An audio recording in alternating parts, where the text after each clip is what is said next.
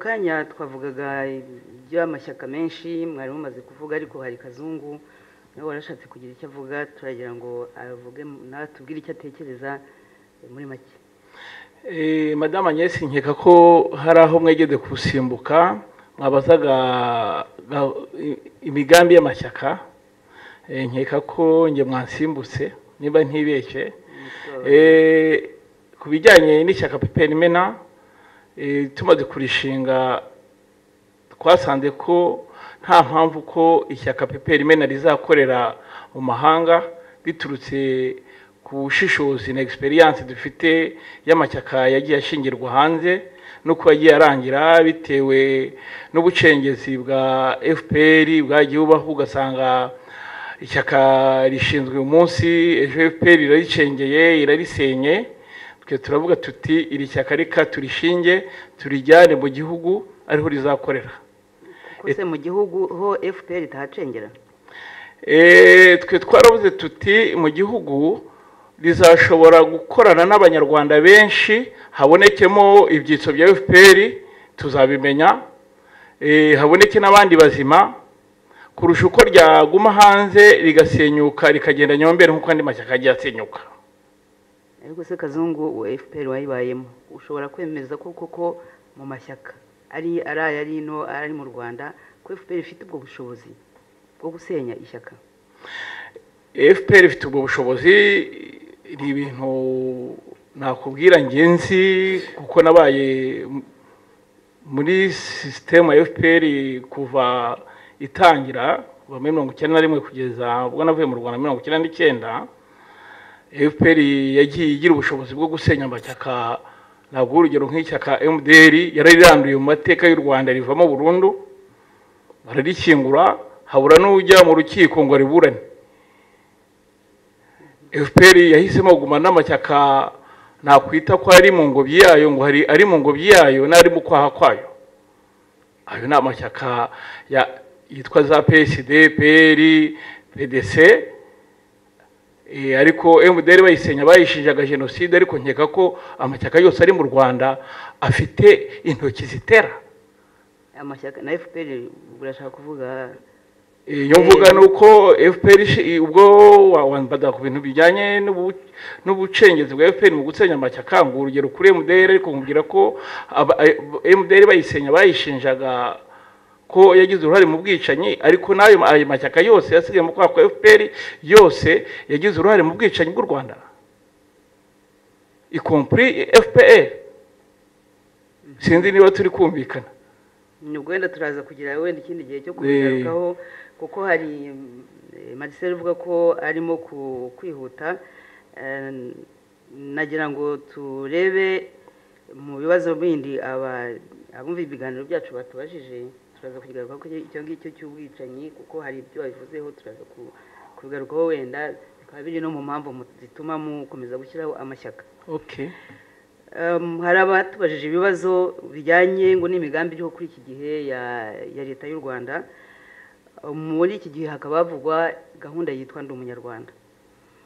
Uwatwandikiye yavuze ati ndasaba Ikondera Info kuzambariza abo banyapolitiki ibibazo bitatu.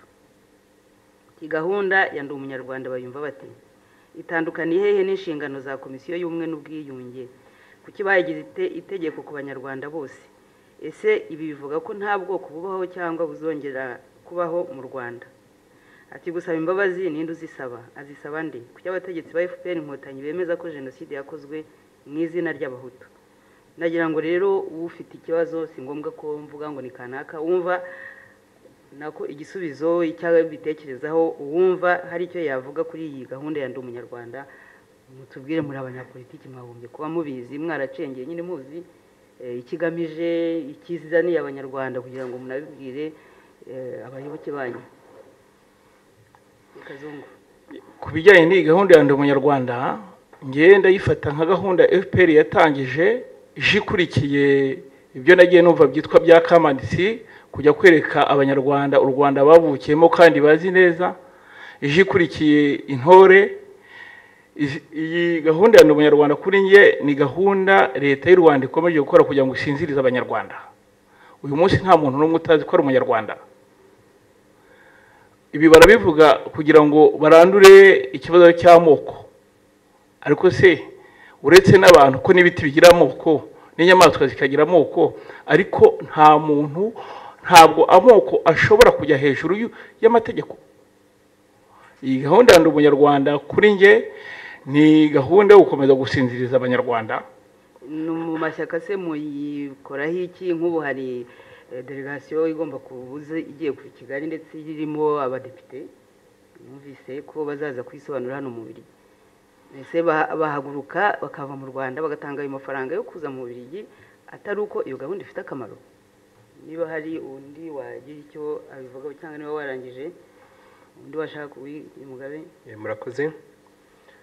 Iyi gahunda rero ya Ndi Umunyarwanda ahubwo birasaba ko abanyarwanda tuyumva neza. Ni gahunda mbi cyane, ihisha ibintu byinshi. Ni gahunda y'ubuhotozi. Nk'uko mwabyumvise, y'ubuhotozi. Nk'uko mwabyumvise, abayobozi baraza bakitakuma, Rucagati nsabye imbabazi mu izina ry'abahutu. Undi nawe gutyo. Noneho mbwira, niba umuntu afashe ubwoko bwose akabusiga icyaha gikomeye, icyaha cya jenoside, urumva bizabigeze he? Twebwe dusanga iriya gahunda ari yo kwamaganira kure, kubera ko ije yunganira n'izindi.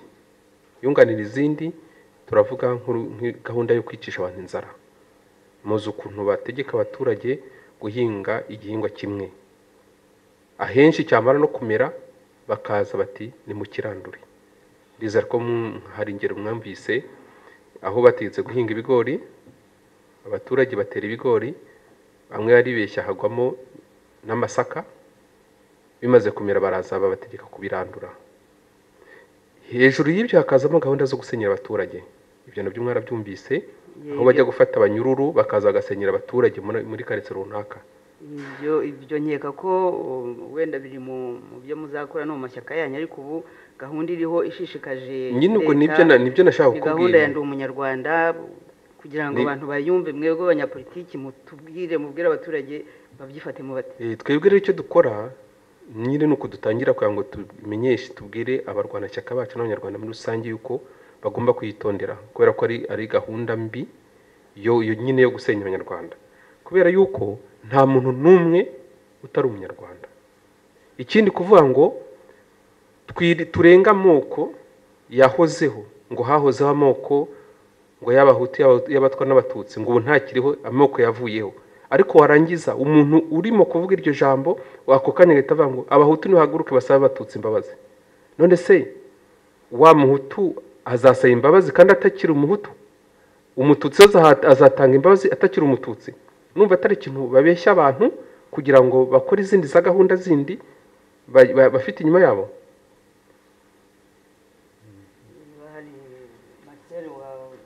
Ndumva muri make nanjye nakunga mu buryo bagenzi baje bamaze kuvuga.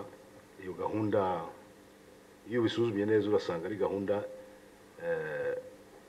iri mu rutonde rwa za gahunda iriya ubutegetsi bufite bwo kugira ngo ushake amayeri buri gihe yo kugira ngo batsikamire abanyarwanda, babuze kwinyagambura, babagerekaho ibintu by'ibyaha ndetse n'ibyo ubwabo bakoze. kuko hari uwabivuze mu kanya, ibyabaye mu Rwanda ni amahano turabizi, ndetse twibutsa ko u Rwanda rwakunze kurangwa n'ibintu by'akababaro, by'urupfu, by'ubwicanyi, ariko nta masomo abanyarwanda bahabwa na buriya butegetsi buriho kuri iyo ngingo. Niyo mpamvu rero kuvuga ngo abanyarwanda bahaguruke ngo basabe imbabazi, bamwe basabe imbabazi kandi bakavuga ngo nk'uko mugenzi wanje abivuze wo muri PS Jean Baptiste, mukandi uti ubwoko ntibuhari, mukandi uti wa muhutu wese imbabazi umututsi. Urumva ni ibintu birimo amacenga abanyarwanda bagomba kwitondera. Icyo akora twe dufite icyizere muri FDI inkingi ko ibyo byose bagerageza gukora, dufite icyizere ko abanyarwanda babibona. Burya abanyarwanda nabivuze na kare ngitangira, abanyarwanda bazi ubwenge. Abanyarwanda arakubona ukibwira ngo ntiyakubonye ibyo ukora, ariko aba yakubonye. Abanyarwanda rero barareba kandi abo tuvugana bose tubagira inama ko izo gahunda bazitondera bagashyira imbere gusa gukomeza gushira ku bwoba bagaharanira inyungu zabo bagahanira ibyabateza imbere naho ibyo byo gukomeza kuyobya abanyarwanda nibigaragaza ndetse nge navuga ko ari nibigaragaza ko n'ingoma ubwayitangiye no kunanirwa kuko yitangiye kuvuga ukavuga ejo bundi ukavuga iki kinyomoza burya nabyo byagombye kwereka abanyarwanda ko n'irangoma ubwayitangiye guta umutwe ndetse agira rero ngo abanyarwanda babitondere azo madelegation agiye kuza inahangaha mu Burayi no n'ahandi yenda azajeyo abari hanze nugufatanya tugakurikira tukamenya aho inzira bazanyuramo twazimenya abantu bazabakira tukabandikira cyangwa se tukabasura tukabatelefona tukababwira ko abantu babesha tukababwiriza gahunda zose ko hari binyuma tukabasobanura n'ibyo binyuma uko bihagaze uko bibabwiye harimo ibintu bivuguruzanya ibyo rero nibyo kare navuze ko umunyarwanda wese ahari si no kuvuga ngo abanyapolitiki gusa Yesu yaravuze ati nk'abanyapolitiki murateganya iki nagaruka kuri cya kintu navuze ko icyo kintu nta munyarwanda ugomba kukibona ngo acicike kireke gihite tugomba kubahagurukira twese tukabinyumuza umuntu wese ahashoboye kugera akabinyumuza abo bantu niba bagamije gukomeza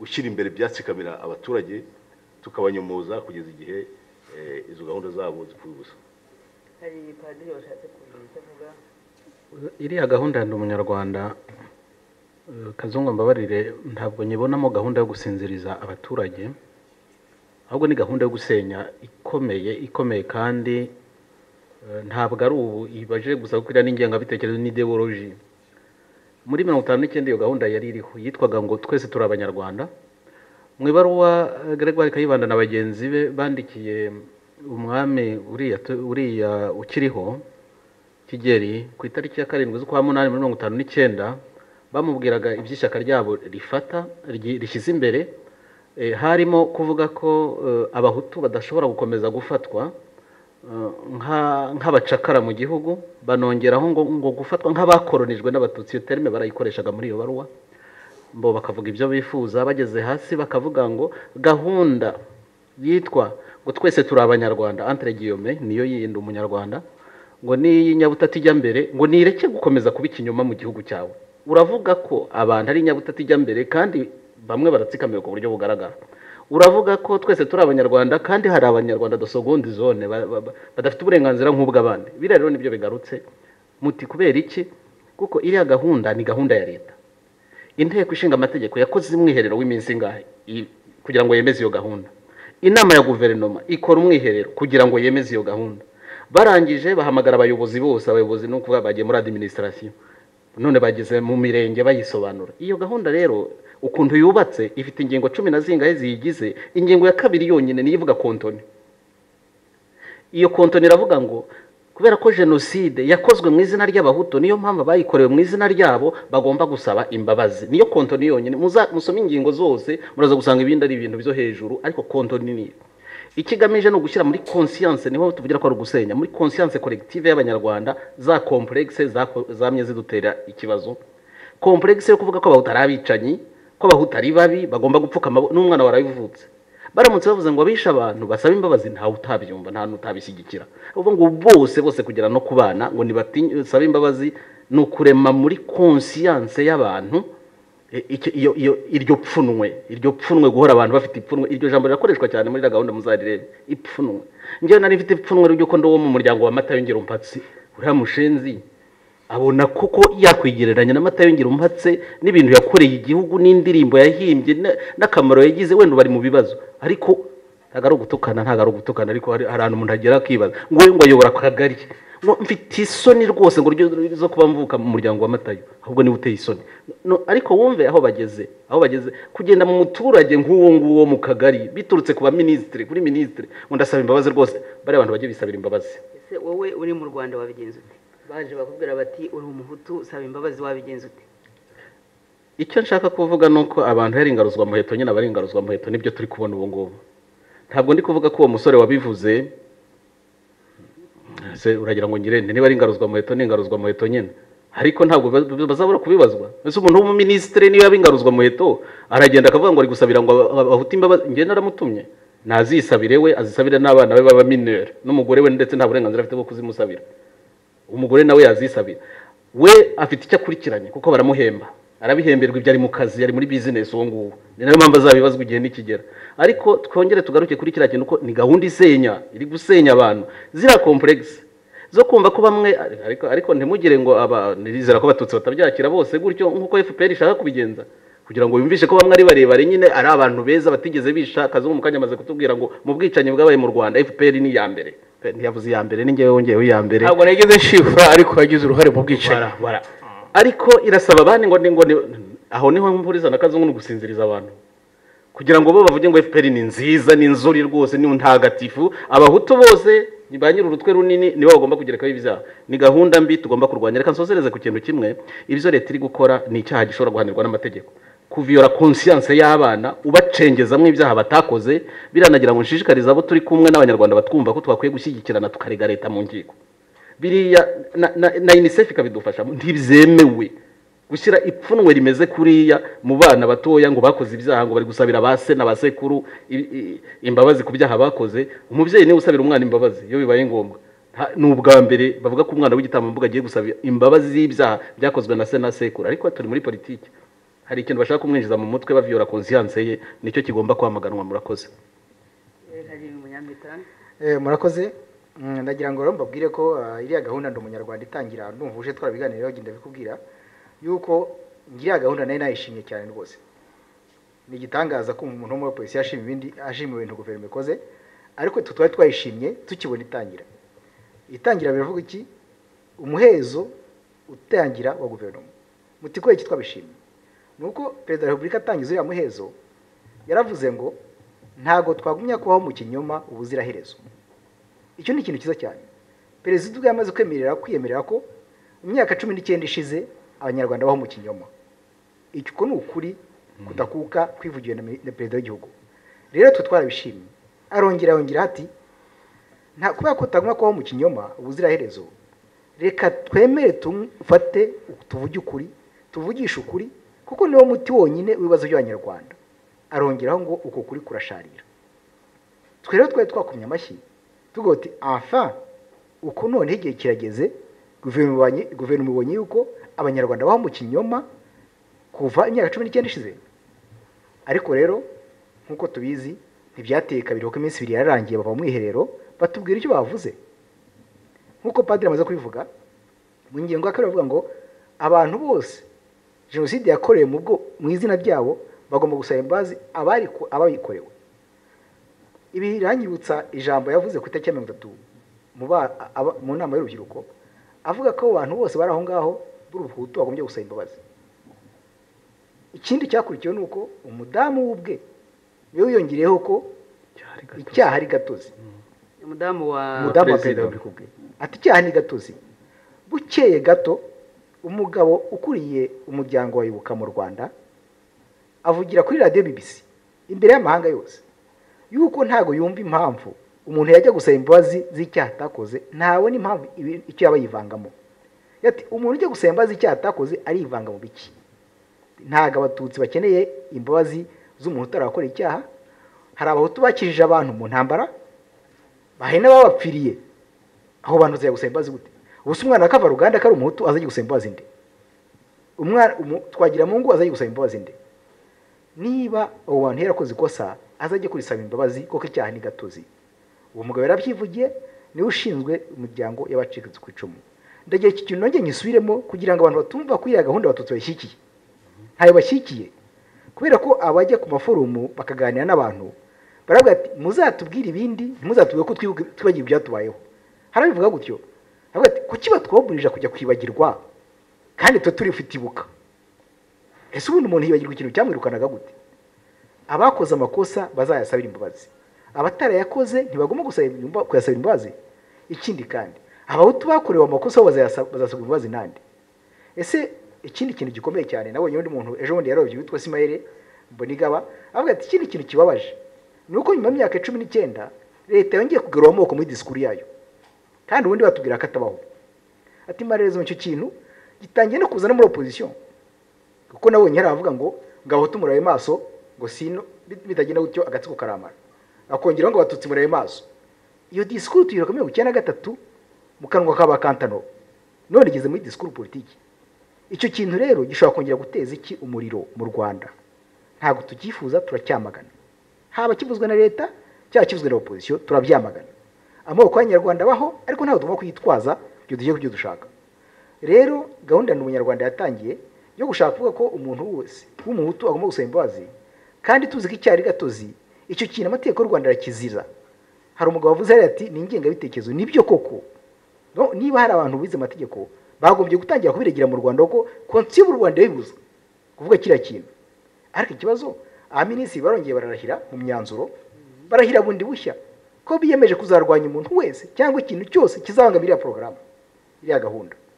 ibyo rero biteye ubwoba cyane kubona abantu 60 cyangwa mwe batageraho bicara bagatekereza ko ibibazo by'Abanyarwanda bifitiye umuti bonyine batabaje Abanyarwanda ibibazo bafite batabaje ikibazo umuti bateganya bakumva ko ibibazo by'Abanyarwanda babizi bagiye kubabwira umuti wabyo kandi bazarwanya umuntu wese uzitambika imbere y'uwo muti mbese abo n'Abanyarwanda uyobora ibyo ni ukutubeshya ejo bundi bazaza hano kutwigisha ndi Umunyarwanda nge nandikiye abanyamashyaka hano n'ubu ndayibasaba imbere yanyu kugira ngo ntitukajye dukora ibintu bita politique de la chaise vide tuzajye muri ya nama tuhabaza ibibazo dushaka kubabaza ko ejo bundi hano mfite amabaruwa bandikiye inteko ishinga amategeko abanyururu bampanga bandikiye inteko ishinga amategeko ntibigeze babasubiza na gato ntawe biza basubiza nyamara bashaka kuza kutubwira ngo ndi Umunyarwanda ngo ni ukuri badashaka kumva se kuki bashaka kumvisha abandi niba abanyururu bagusubi bakwandikira bakubaza kubarenganura ntunabasubize ushinzwe inteko ishinga amategeko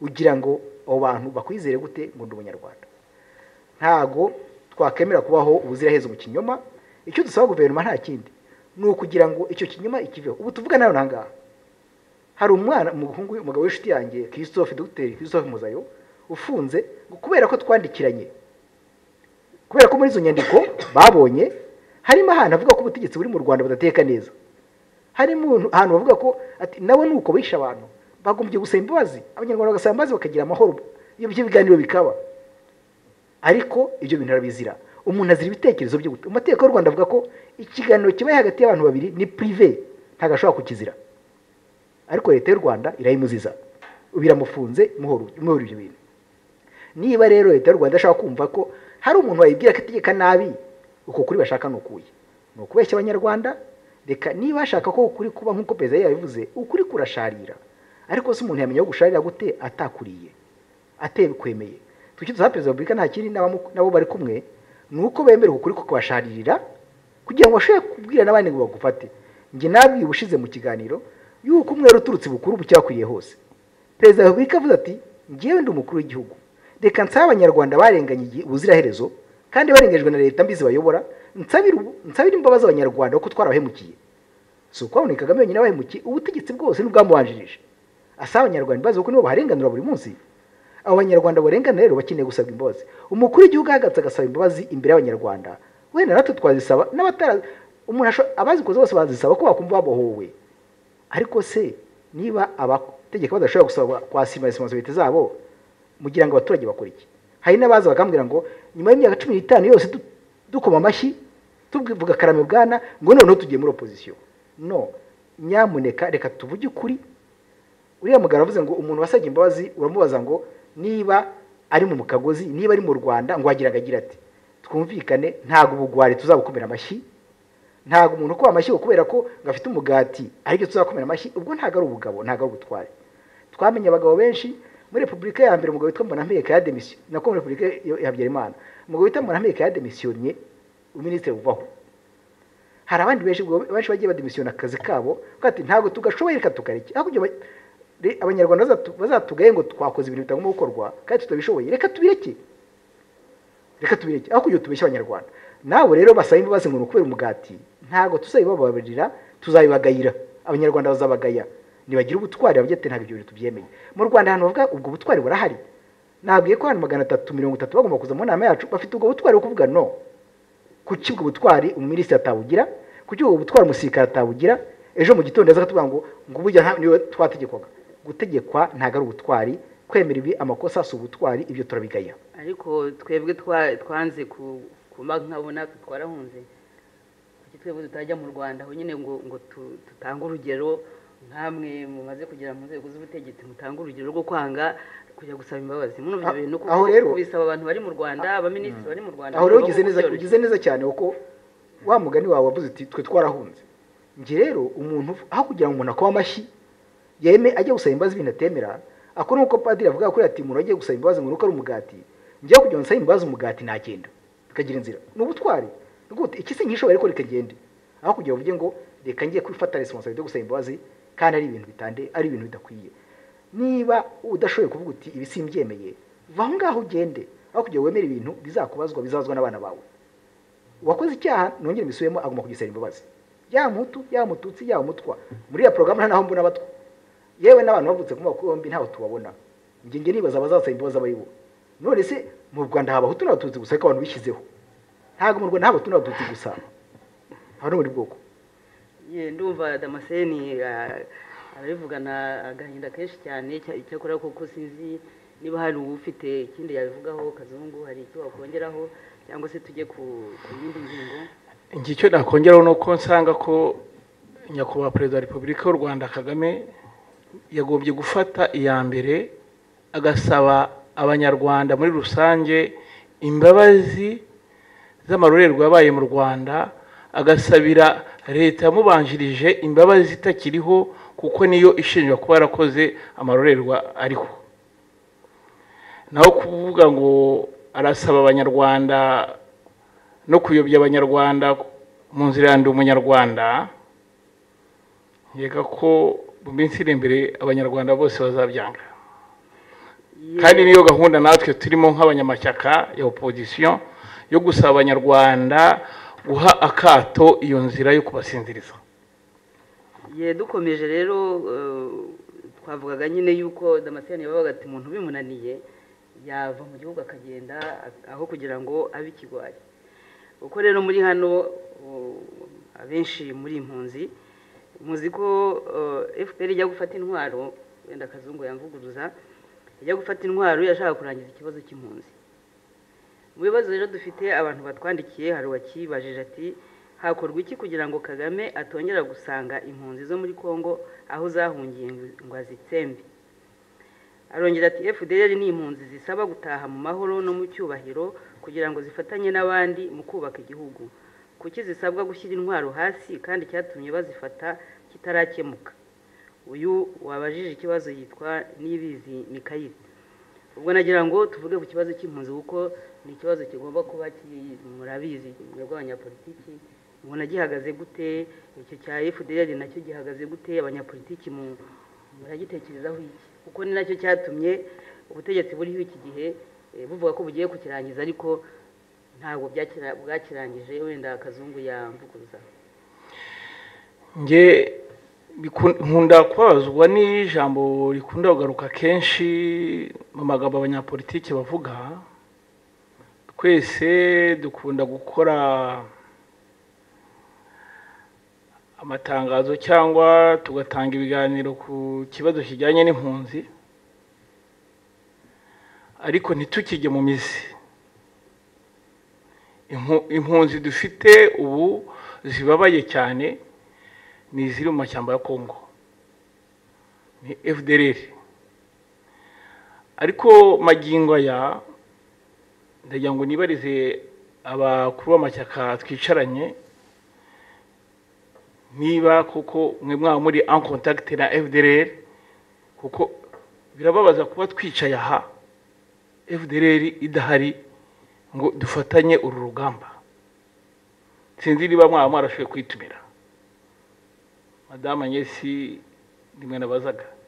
Ubwo wenda igisubizo cyaza gutangwa nyuma kuri FDLR, ariko ndagira ngo mwebwe muhari mubanze tuvuge ku kibazo cy'impunzi.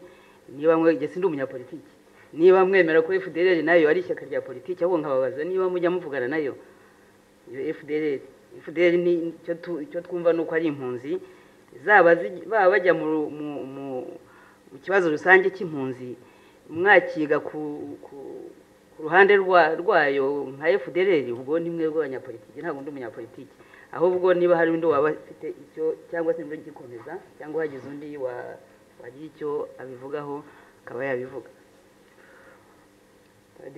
aho harimo ibibazo bibiri bitandukanye ngira ngo bijya bipurisa deba ya politike nabyo ugasanga abantu babuze icyo bavuga n'icyo bareka. Umwanzi wa mbere w'abanyarwanda ni impuha n'iterabwoba. Hariya harimo ibibazo biri muvuza, harimo ikibazo cy'impunzi z'abanyarwanda, ntabwo nubwo mvuga izo mu mashyamba ya Kongo gusa kuko hari n'izindi ziri za Malawi ziri babayeho na nabi. Ubushize nari ngiye kujya muri Kameruni, abo muri Kameruni bambwira bati ahubwo ya myanzuro yo gukurirwaho ubuhungiro dukozeho kuko twese batwambaye ibyangombwa muri Kameruni. Ni ukuvuga rero ntabwo impunzi z'abanyarwanda, hari n'iziba hano muri ubu Burayi abantu bahaba batagira n'ibyangombwa nabo bahangayitse. Ikibazo cy'impunzi z'abanyarwanda ni ikibazo gihangayikishije, akaba ari nayo mpamvu ngira ngo twese twagiye duhaguruka kugira ngo turebe ko mu Rwanda ubutegetsi bubi bwavaho cyangwa bugahinduka niba bishoboka, abanyarwanda bagataha iwabo. Ushaka kwibera mu mahanga ku bushake bw'akahibera n'ubundi biremewe mu mategeko, ariko abanyarwanda akaba bataha. Icyo kibazo cy'impunzi nkeka ko twese tucyumva kimwe, ko ari abantu bakwiye gufashwa, ko hagomba gukorwa ibintu byose ibishoboka byose kugira ngo abanyarwanda ntibazongere kwitwa impunzi. Niba bakagame baraje babirwanira kugira ngo basubire mu gihugu cyabo, n'abandi bazi uko umuntu ababazwa no kutagira igihugu. Ibyo byo numva nta confusion igomba kubizamo, ibyo twagombye kuba tubyumva kimwe. Hakaza ikibazo cya kabiri cyitwa FDLR. FDLR ivuga ko cyangwa se bavuga ko ari ishyaka rya politiki. Ubwo rero iyo bimaze kuba ishyaka rya politiki hari ibindi bibazo bivuga. Ubundi nta shyaka rivugira irindi ntacyo basezeranye, ntacyo bumvikanyeho, nta gapapuro twasinyanye ati duhujwe n'ibi dushobora gukorana ibi. Ni nacyo cya kibazo gihora kigaruka cyo gukorana n'amashyaka. Ubwo rero ngewe nta kintu nshobora kuvugira FDLR na busa itandukanye. Icyakora FDLR iteye amatsiko, kandi nta munyarwanda idatera amatsiko. Ahubwo n'ejo twari mu kiganiro ku Ijwi rya Rubanda, aho umusore yaje akavuga ngo we ngo avuye kureba FDLR, twese tujyaho titubwirega ibyo wabonye. Ikibazo cyavutse kikanateza amahane nuko namwibarije utubazo dutatu. Ese abo muri FDLR uvuga mwabonanye nabo mu ruhe rwego? Icyo cyari kimwe. Icya kabiri, ubu se kuje kuvuga kuri FDLR uri kuyivugira umuvugizi yagutumye, iyo message utanze ni yawe ku giti cyawe cyangwa niyo yagutumye? Ese tugufate ubu nk'umuvugizi wayo ko twebwe twari twarashatse umuvugizi tukamubura, ngo noneho tujye tubiganiraho? Uko byaje kugenda uretse ko ntarangije ikiganiro ugasanga biteye amahane, ugasanga hari abantu bavuga FDLR nk'ishyaka rya politiki igomba kugira abayobozi bayo, irabafite ubwo ndatekereza, ikagira n'abavugizi bayo. Abo ngabo ngiye nk'umuyobozi w'ishyaka sindababona ngo tuganire. Umunsi nababonye tuzaganira, wenda nzagira icyo ntangaza. Ariko kuvanga FDLR n'impunzi buri gihe bigafatana, hari ukuntu mbona abantu babivuga nabi, bikanateza akavuyo, bigateza impuha, bigateza iterabwoba. Ariko sinakubeshya, ibyo bibazo byombi bigomba gutandukana. Murakoze. Marcel. Murakoze Madame Agnès kongera kumva kanya ko kugira icyo navuga kuri icyo kibazo cy'impunzi muri rusange no ku biheranye na FDLR. Ndumva navuga ibintu nka bibiri. Ikibazo cy'impunzi kiri muri imwe muri gahunda. Reka tubanze tuzimye iyo telefone kuko ikibazo cy'impunzi kiri muri zimwe muri gahunda ziri ku rutonde rwa gahunda za FD inkingi, kuko nk'uko tubizi n'abagenzi banjye bamaze kubivuga, ni kimwe mu bibazo byakomeje kumunga ubuzima bw'abanyarwanda kuva mu myaka umuntu afatiye bugufi, yafata nko mu myaka nka 50 ndetse. Icyo kibazo rero kiri mu bikomeye FD yashize ku murongo ibigomba gukemurwa, ku buryo muri FD inkingi dusanga ibyo guhora abanyarwanda bahunga abandi bigomba guhagarara. Niyo mpamvu rero impunzi iyo ari yose igomba kwitabwaho, bakumva icyatumye ihunga. Ubu niyo mpamvu tuvuga ko icyo kibazo cy'impunzi na FDLR n'abagize FDLR barimo nko muri Kongo, wenda nicyo kivugwa, nicyo namwe mugaruye aha ngaha ko no mu wabaje ikibazo nicyo yagaruye.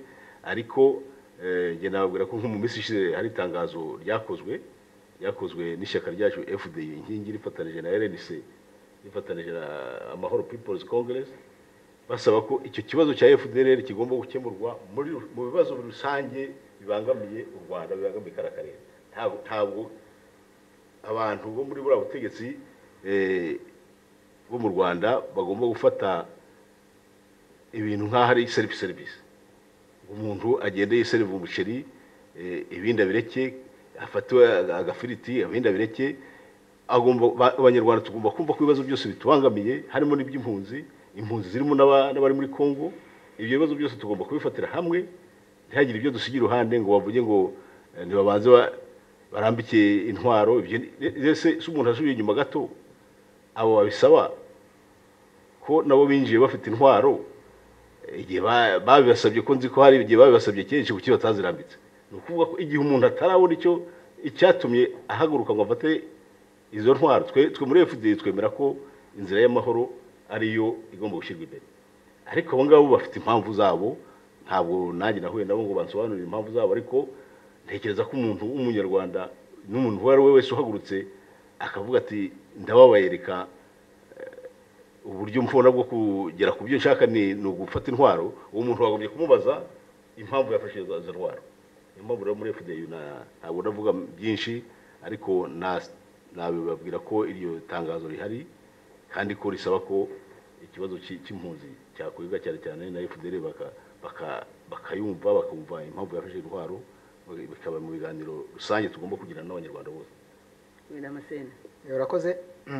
Ikibazo cy'impunzi ni ikibazo gikomeye cyane ndabyibuka mu 2011 tugiye kwandikira amashyaka yitwa ko ari muri opposition tubasaba ko ikibazo cy'impunzi twakiganaho cyanze bikunze ko ikibazo gikomeye nkuko padre yivuze ntago impunzi ziri muri Kongo gusa ziri ahantu hose haba hano haba muri Cameroon haba ahantu hose muri Afrika barahari abanyagiye kandi barengana kandi bicwa n'inzara FDL rero ntago bivuga ko FDL ari impunzi FDL n'impunzi biratandukanye hari impunzi bana FDL muri Kongo ariko hari izindi impunzi si ntago mpamya kandi nazo nyinshi bishobora kuba atari nazo nyinshi mu by'ukuri gusa nk'impunzi ikibazo cyazo cy'impunzi nicyo cyateye ibibazo kuva kera kuva u Rwanda rwaremwe muzi ko 1959 impunzi nyinshi zahunze ziragenda abanyarwanda bagishyanga kugeza ejo bundi bagarutse mu ntambara bagejeje kuza kenshi biranga ndabyibuka amakuru nari mfite muri za 1986 babwira ngo Rwanda ni ruto ntago rwabakwira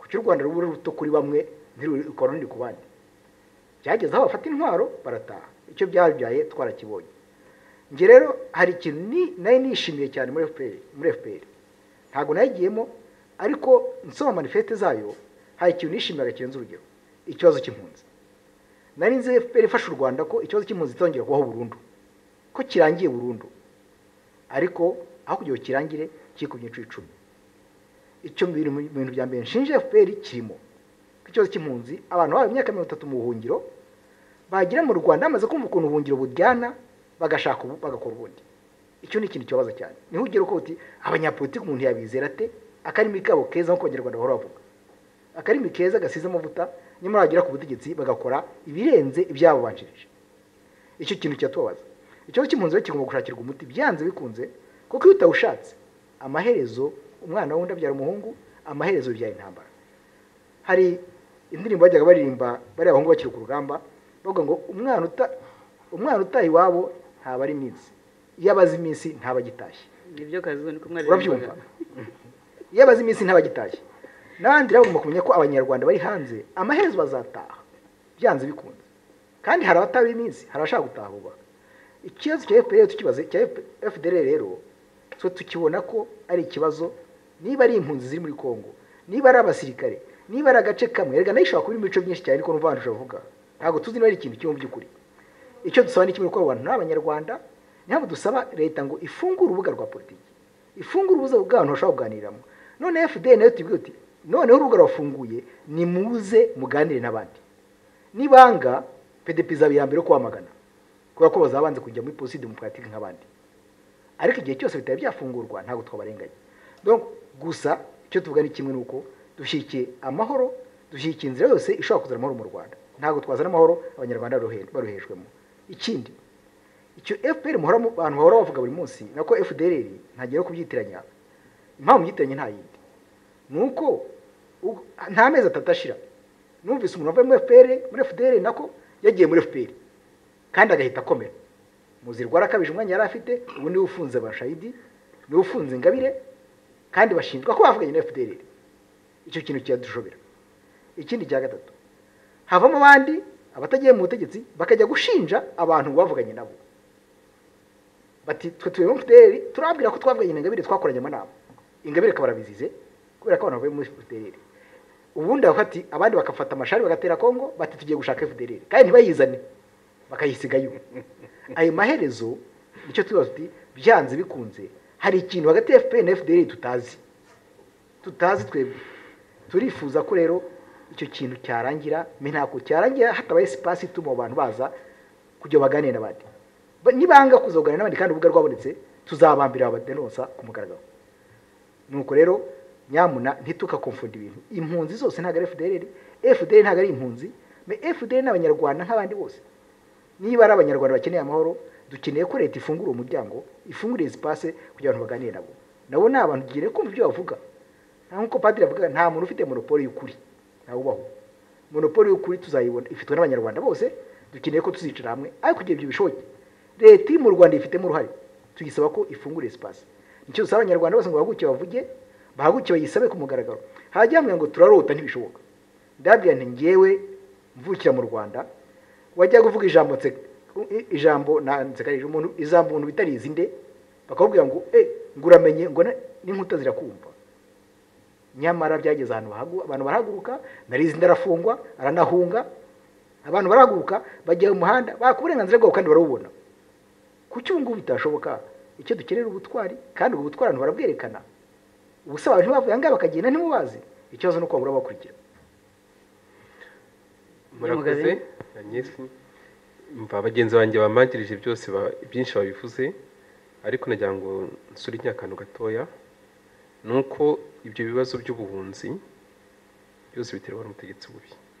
Nitangira iki kiganiro nabwiye yuko ikintu cyatumye dushyiraho ishyaka PS Imberakuri ari uko twabonaga uko ubutegetsi bwagiye busimburana buri gihe byarabanza kumena amaraso.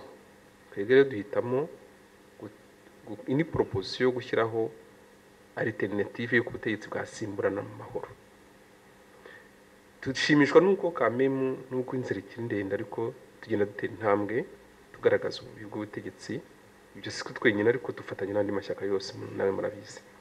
Twere tubona umunsi tuzamara guha urubuga mu Rwanda abantu bose bakisanzura, abantu bakanenga ubutegetsi, abantu bagashobora gushyiraho urubuga rwa politike bakoreramo. Arizo mpunzi ntizabaho kubera ko uzaba ari hanze azahitamo niba yibera hanze nk'uko duhari dufite ubwene gihugu bwo hanze, niba azaba impunzi ni uzabihitamo, ariko avuga ati ngenda atashye ngiye iwacu kubera ko mpisanga. Nabo bafite intwaro rero niba banahari nabo ntibazakomeza kuzifata kubera ko bazavuga ati iwacu ni amahoro turatashye. Ariko niba ubutegetsi budashoboye guhinduka ngo bwumve ko umunyarwanda wese agomba kugira uburenganzira ku gihugu cye, n'abatarazifata bazazifata, yuko uburenganzira bw'umuntu arabuharanira. Hari aho bigera bikaba ngombwa ko akoresha remoye zose. Ntabwo rero abaturage bazakomeza gupfa kuriya. Nababwiye ukuntu barandurira imyaka, mwabonye ukuntu ejo bundi abanyeshuri bahaguruka bakavuga ati muduhe uburyo bwo kwiga, ntago muzareka bamwe ngo biga, abana banyu bajye mu mashuri bajye kwiga hanze muri universite zo hanze zikomeye, twebwe turanirwe kwiga naha ngaha. Mwabonye ukuntu abashoferi b'amatagisi Kigali bavuze ati ntitubone ukuntu ushobora kutwirukana ngo tunanirwe gukorera mu gihugu cyacu. Biriya bintu byose rero nibyo bizatuma umunsi bizakomera ubutegetsi bavuga ati tubukuyeho. Niba udashobora gutanga inzira nziza ngo butange amahoro abaturage bose bibone mu gihugu, bibone mu buyobozi, bagira uburenganzira ku gihugu, n'ingufu zizakoreshwa. Yuko abari barazikoresheje muri Syria biracyari mu nzira, muri Egypte byarabaye, kandi no mu Rwanda muri 59 nta wari uzi yuko revolution ishobora kubaho, yuko mbere abantu baravuga ati umwami aramutse atari mu gihugu nta mugore uzongera kubyara nta nk'izongera kubyara, ariko byarabaye. na Kagame rero yagombye kumva yuko abanyarwanda ntabwo bazakomeza kwihanganira ko abafata kuriya, yagombye gucisha make akareba akamenya ko icyo yaharaniye nawe kugira ngo atahe mu Rwanda n'abandi baragikeneye kugira ngo bagire urwo Rwanda rwabo. hari ikintu padiri yigeze kuvuga ndetse hari na Munyampeta ati FDLR niba ari ishyaka abariyobora ntibagaragare, ariko nkibuka ko abajyaga bavuganira FDLR abari hari babiri bari mu Budage muzi ko bafunze, nkakeka ko nabo bafungiwe impamvu nk'izifunze Ingabire, izifunze Mushayidi, kubera ko nabo bagerageje kuvuganira abo bantu badashobora kugira abandi babavuganira bo bari ino. Nkabaza rero ukuntu nyine mwebwe amashyaka nkaho nyine mvuga muti ntabwo ubo bafite kivugira kandi muzi neza ko ababavugiraga bafunze, ahubwo nkamwe mubikoraho iki? Ese abo bantu nabo murabasura nk'uko dutekereza gusura abo bandi bafunze? Sinzi n'ibyo ngibyo mubizi kuri FDLR. hari ibintu gusa nagiraga ngo tubanze dutandukanye, wenda nabyo bijya bigora abanyapolitike kuganira ku kibazo nk'icyo. hari itandukanyirizo hagati y'umutwe urwanya leta ukoresheje intwaro n'umutwe utekereza ko ushobora gukoresha intwaro kugira ngo urwanye leta. kugeza ubu leta y'u Rwanda mu bibazo ifite nta mutwe witwaje intwaro uyirwanya. icyo ngicyo tujye tucyumvikanamo kuko hakunda abantu bakora confusion ugasanga nayo iragoye. yaba hari umutwe urwanyira leta mu buryo bw'intwaro twagira uko tubyitwaramo tukagira nuko tubisobanura nuko tubivuga. kugeza ubu nta mutwe witwaje intwaro urwanya leta y'u Rwanda. akaba ari nayo mpamvu nk'uko Munyampeta yarabivuze, ahubwo usanga FPR yarabonye urwitwazo rwo kujya guhungabanya ibihugu by'abandi, ivuga ko ari abigiye gushaka ngo bafite intwaro batayirwanya. bishatse kuvuga ko FDL mu by'ukuri sinadanje kuri leta y'u Rwanda, kuva ku itariki batubwiye igomba kuba yaratangiriyeho nta gitero yigeze gaba mu Rwanda ngo tuvuge ko yateye. noneho ngo wenda ngo batubaze ngo murabyifatamo mute, nkamwe mwigisha ngo inzira y'amahoro murabyifatamo mute ku gihugu cy'u Rwanda kiri mu ntambara. ntabwo leta y'u Rwanda iri mu ntambara, irwana n'umutwe wayiteye. icyo ni kimwe. ibyo rwose bisobanuye. ari abantu bazana akavuyo ngo mwebwe ngo b'abanyapolitiki ngo muravuga gusa ngo nta bikorwa, ngo ibikorwa ngo biri ngo mu ntwaro. izo ntwaro se ziri nindo zitweretse ngo atwereke ko ari kurwana na leta y'i Kigali, none tubone uko tubyifatamo. ntabwo leta ya FPR iri mu ntambara n'abayirwanya mu buryo bwa gisirikare. wenda bizavuka ejo, icyo gihe bazatubaza icyo tubitekerezaho.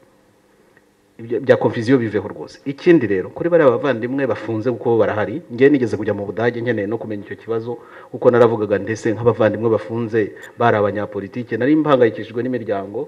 umuntu wenda yavugaga ku mugaragaro nk'uko tuvuga, avuga ko avugira abanyarwanda baramufunze, umugore we, abana be nta n'ubamenye. hari n'umudamu umwe muri abo ngabo wambwiye ati nta muntu wigeze anampamagara muri abo ngabo bajyanaga mu manama, ndaho gusa nari umunyeshuri ari umenya urugo, none ubu ndaho gusa n'abana banjye ni hatari. ibintu birakomeye, numvise binteye akababaro gakomeye. gusa uko bafunze ntabwo nanjye sinshaka kuvuga impuha, ndavuga ibyo uwo mudamu yambwiye gusa. biragoye no kuba wabasura, biragoye no kuba wamenya dosiye, kuko ngiye nashaka kumenya niba nk'abanyapolitiki namobiriza bagenzi banjye wenda tukaba twabarenganura. nza gusanga harimo kumenya iyo dosiye biragoye, nza gusanga harimo ibibazo bya nationalite. niba uri umudage bakagufunga nk'umudage batagufunze nk'umunyarwanda, ibyo kugira ngo abantu babyinjiremo biragoye utazi na details zabyo. icyo akora ahari twari dukwiye kuzabiganiraho birambuye tukamenya niba hari lobbying twakora mu buryo bwa politiki yo kuvugira abo bagenzi bacu. naho ubundi hari ikindi kibazo rero wari utubajije nyuma wongeragaho uti sinzi niba nasubije icyo wari utubajije nyuma, ngo nka tw'abanyapolitiki dukora iki ku icyo navugaga none hano icyo mukora kugira ngo nyine nawe bo muri FDLR bavugane nk'uko mutekereza kuvuganira Ingabire na murakoze. ubwo rero hari mbona itandukanyirizo rya mbere navugaga ni iry'umutwe urwanya leta, kuko ukaba uriho mukamuzi ko hariho intambara muri iki gihe. nta ntambara iriho mu Rwanda. abavuga ko hari uwo nabonye bashinze ishyaka mu minsi iri imbere, abantu bafite ubwenge bwinshi bagiye bashyiraho ngo wings ngo left wing ngo nayo ngo izitwaza umuheto, ibintu nk'ibyo ngibyo, cyangwa hari n'ubigeze kuvuga ngo afite ingabo ngo 600 ngo ashaka ko zijya muri leta ngo koloni ngo izifata ngo ikazi ariko ibintu by'impuha mwuka byaramwe abanyarwanda. Hari umusore wansuye ejo bundi, umusore rwose w'inshuti yanjye w'umudogiteri mu kintu ukomeye ariko ufite n'ubwenge, arambwira ati padiri muraduhemukira rwose, ati ese tubahemukira gute? Ati muraduhemukira ibyo bintu byo kuvuga ukuri ninde bibatumye? Ngo abanyarwanda ntibakunda ukuri, ndetse yongeraho ngo abahutu by'umwihariko ngo ntibakunda ukuri. Ndetse abahutu bakunda iki? ngo abahutu bakunda impuha, ngo nimutabwira impuha ntimuzabashobora. Ibyo Kagame rero arabizi, we yarabidutanze. Sanda umunyarwanda n'ibindi byose agenda kubitaho impuha tukiruka inyuma tukazatagangarira mu nzira. Ibintu by'impuha cyane cyane y'abantu bari kuvuga impuha zimena amaraso, zivuga ko bashinze imitwe ya politiki iriho n'imitwe ya gisirikari, ari amagambo gusa. Umuntu yarwanye yateye nk'uko FPR yateye, abantu bagira uko babiganira, ariko birangire rwose ibyo bintu turabirambiwe by'abantu bashinga imitwe itabaho, yirirwa ivuza induru kuri internet ngo ni imitwe ya gisirikare sinzi uko yitwa indatsimburwa n'izindi utamenya ari bwoko ki. Abanyapolitiki ndagira ngo mpamagarire bagenzi banjye ko tugomba guhaguruka twamagana ibyo bintu. Nta terabwoba bagomba kudushyiraho, iryo Kigali twararihunze ntabwo tuzasanga irindi terabwoba hano. Iyo mitwe y'abaringa tugomba kuyamagana burundu. Ku kibazo cyo kuvugira FDLR nacyo rero wenda nubwo yitabaringa wenda si baringa kuko tuzayibona yateye ingabo irarwana ririmo. Ibyo ni iby'iryo shyaka ubivuga, wowe ntabwo wajya kujya kunenga uwo muntu erega. Niba tuje muri espace politique, tuje kuba abanyapolitike, icyo kibuga gifite abantu bakirimo. Kuba umunyapolitiki bigira icyo bisobanura. Nta muntu wajya mu kiriziya ngo apfe kwivugira ibyo ashaka padiri, hari ntibishoboka. Nta muntu wajya mu rukiko ngo yivugira ibyo ashaka mu ncamanza hari. Noneho mu kibuga cya politiki rero harazamwe abantu bameze sinamenye uko mbavuga, barunda n'impuha bagira bati tugomba kuzanariza iyo muri 90 91 na 2 na 3 na 4 abantu bajya bacunga bakanariza bagakora analize bakavuga ati uriya munyapolitiki avuze ibi, uyu ari gushuka rubanda, bari kubashora ahantu habi wenda ntituba twarageza. Icyo gihe ngabo nyine uvuga we haketse niba hari urimo uko twicaye hano, ahubwo mu byo turi buze muri buze wenda kuza kugeraho nkuko mwabyifuzaga nuko hazaba ikindi kiganiro cyahuza nabo ngabo batari hano bavuga iyo mitwe. Uko byagenda ushoboye kubamenya kandi bakemera kugira ngo tuze kuganira kuri icyo kibazo. Reka nsozereza ku kibazo cya FDLR warutubajije uko kuvuganira FDLR. Hari ibindi nabyo rero tugomba gutandukanya, no gutandukanya politiki n'iyobokamana. Imana ngende umupadiri, Imana niyo tubasaba kwemera mutayibonye bigakunda, no ikibazo cyo kwemera icyo ngicyo. Ariko mu mashyaka ya politiki niba ikintu hari ishyaka rya politiki ishobora kuba igezweho ko kwidahihigwa mu gihugu bibaho. Ibyo tuzi ko ari ibihugu bibamo n'u Rwanda bishobora kuba. FDLR ishobora kuba koko yari ishyaka ririho noneho ikabiri mu bihe bikomeye, ariko uko byagenda kose igomba niba ari ishyaka rya politiki organize, abantu bashobora no gukorera muri clandestinité ariko bakagira uko bagenda bashyikiriza message abandi, bakagira uko bakorana muri clandestinité ariko ntibivuga ko badakorana.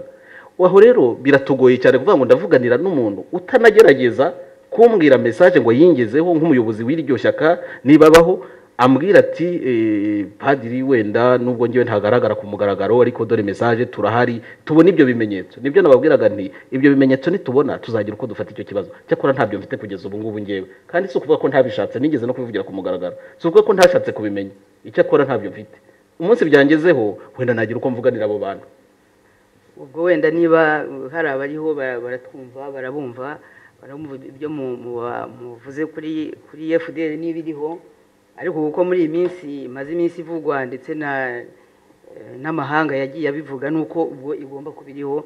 Nkakeka rero ko nkamwe b'abanyamashyaka nyine nabo muzabareba niba hari iyindi nama ikindi kiganiro twazagira na wenda nabo mukaba mwadufasha kugira ngo tubashake bazabe bari kumwe natwe niba mubyifuza. Kazungu, ngicyo nakongeraho padiri hari ikintu avuze yise baringa, usa naho utabyumvishije neza.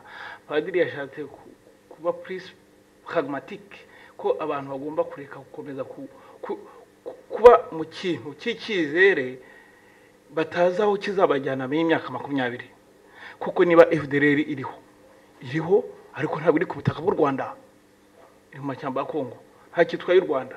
Iyo twumva iteka amayirema yayo tuyumva ari Kigali yavuze nk'uko Munyampeta bivuze, abagiye gushinja abishyize mu maboko ya leta y'u Rwanda.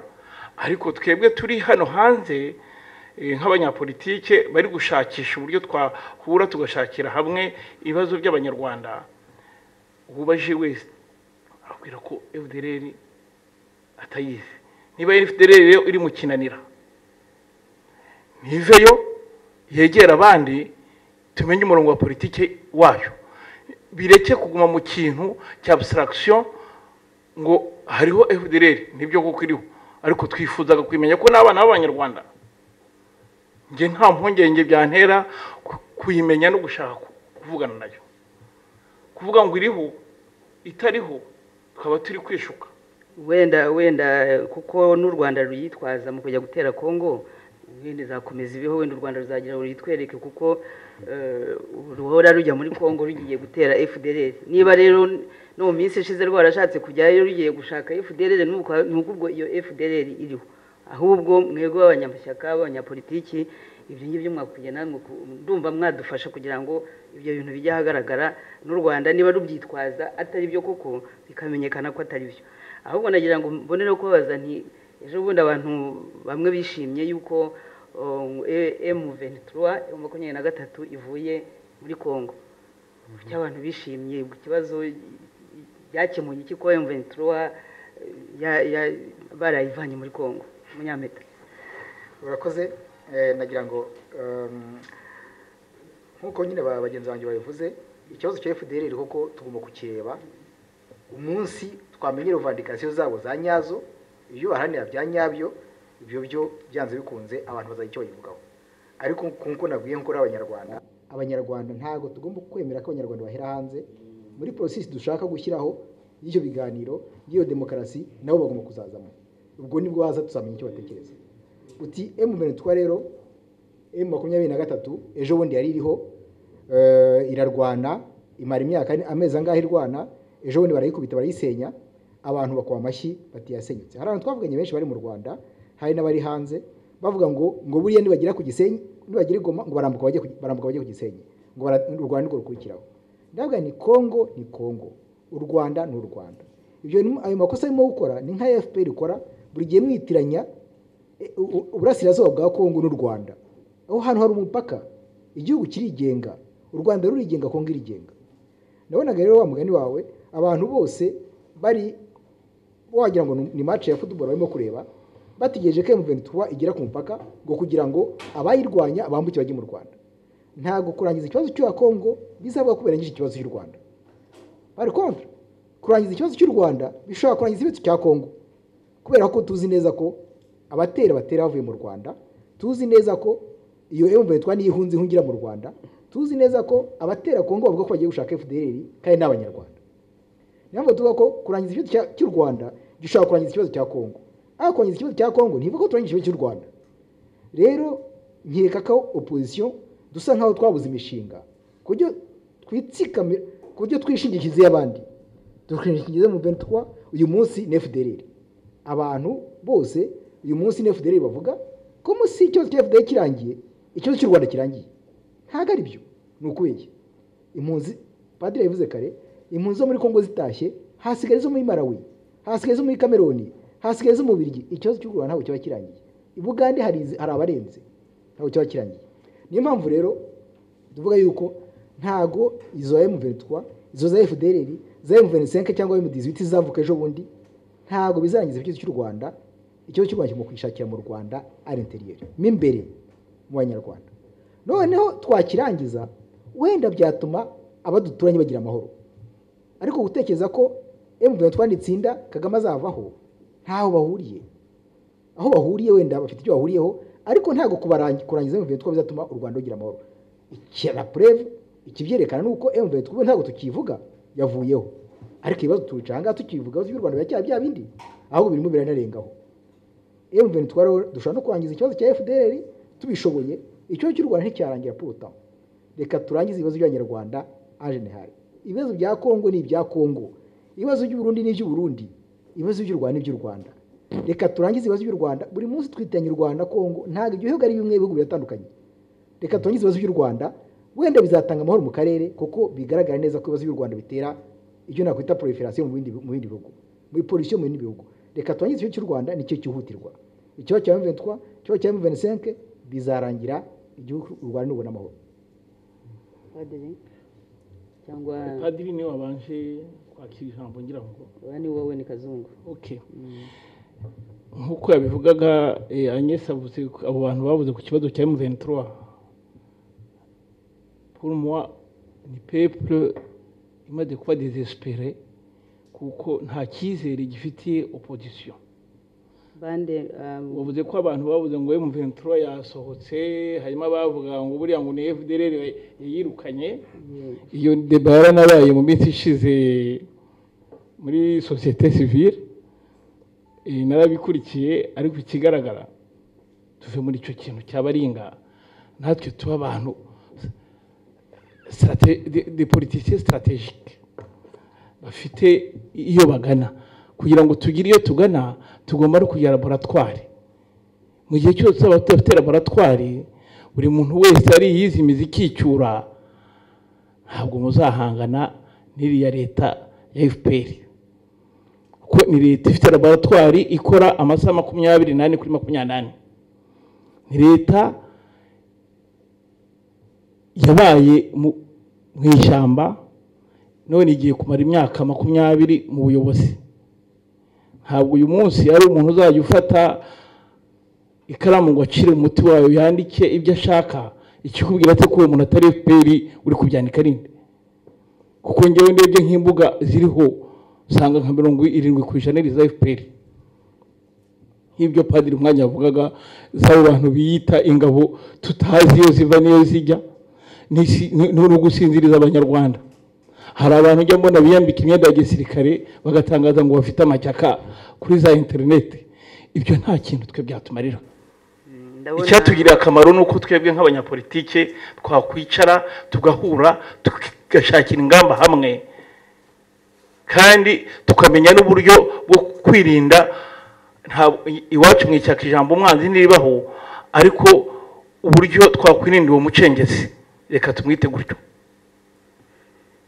Ndabona barimo kumbwira ko twaba duhagaritse tugasubira mu kanya kakurikiyeho ubwo dufatira ikiruhuko murakoze ariko tugiye kurangiza.